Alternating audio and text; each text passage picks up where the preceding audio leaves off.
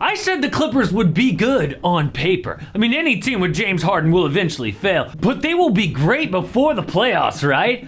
Wrong! It has been a disaster through 2 games. Oh, and Ty Lue says he wants to give them 10 games to get settled.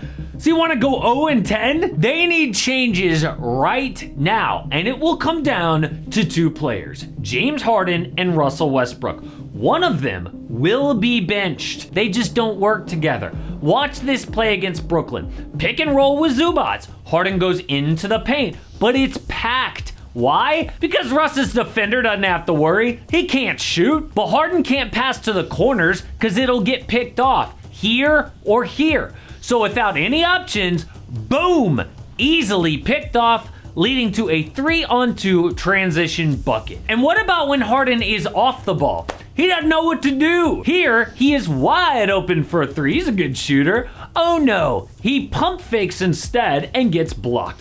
What was that? Or in transition, open corner 3, best shot in basketball, but instead he hesitates and is in trouble. Also just pass it. What? Knocked over this woman's coffee staining her shirt. That's horrible. So if Russ moves to the bench, it solves things, right? No, the Clippers were actually playing great with Russ before the Harden trade. And when they re-signed Russ, they promised him the starting role. So this is setting up to be a huge disaster for Ty Lue. The coach needs to bench one of them, but their egos cannot take it. Imagine asking James Harden to come off the bench.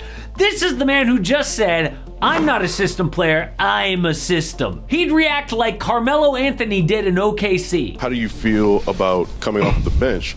And the second question is... Who, me? Oh. Hey, P, they said I got to come off the bench.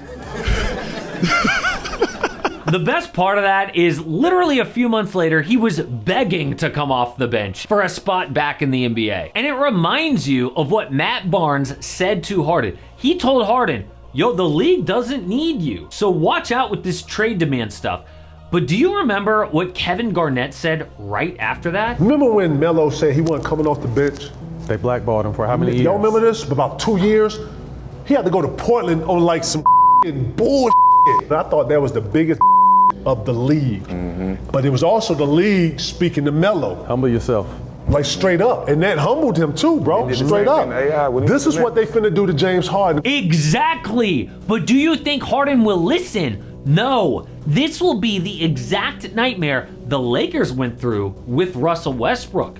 In 2020, LA won the chip, but the next year they lost in the first round to Phoenix. So in a panic response, they wanted a 3rd star. Rumors said maybe DeMar DeRozan, but they dealt depth, including Kyle Kuzma and KCP, for Russell Westbrook. Now looking back, of course it was dumb, but people forget, at the time, they were tied as favorites to win the title.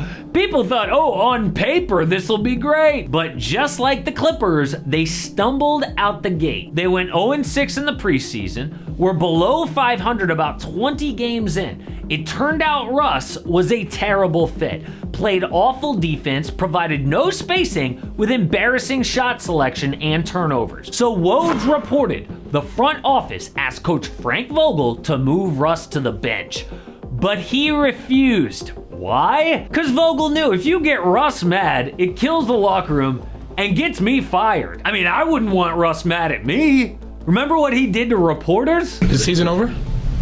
It certainly isn't on. Is the season over? No, sir. Thank you. So well, I don't have to answer. You know, exactly. If you don't have it, you out there. I can't have it. You ask me to have an answer. You don't have it either. Well, but I don't play, Russell. Where did you and Dennis get crossed up? What do you mean crossed up? What do you mean? How were we crossed up? What went wrong on the inbounds play, and did you feel turnover. that? Did you feel that swung momentum at all? No. And then he just awkwardly stares that reporter down for like 30 seconds. And all the reporter did was be like, hey man, what went wrong on the turnover? You do not want to get Russ upset. So Frank Vogel at the time did something different.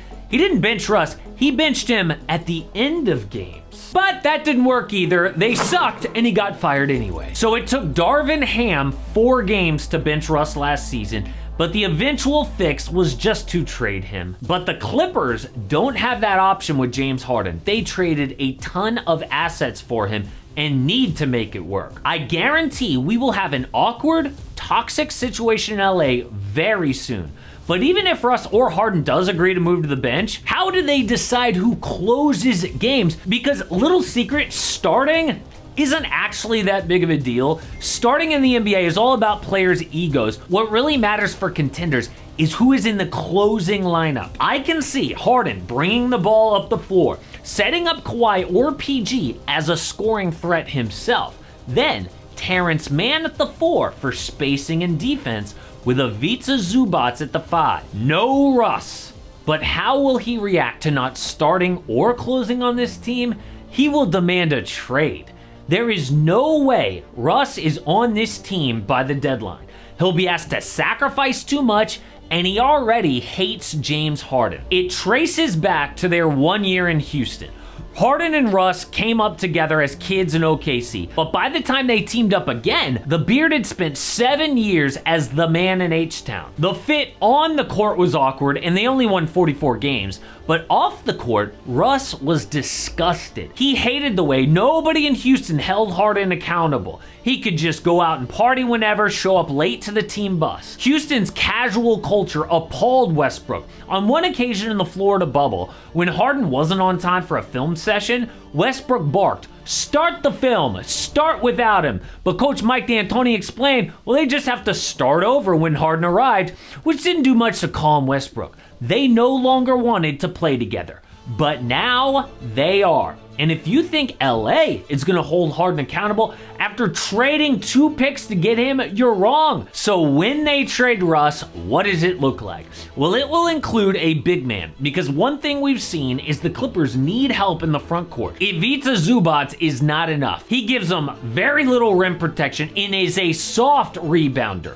Look at this against the Nets. Clips down by 4 in crunch time, and he lets Mikal Bridges get this rebound? Where's the urgency? That play alone should get him traded.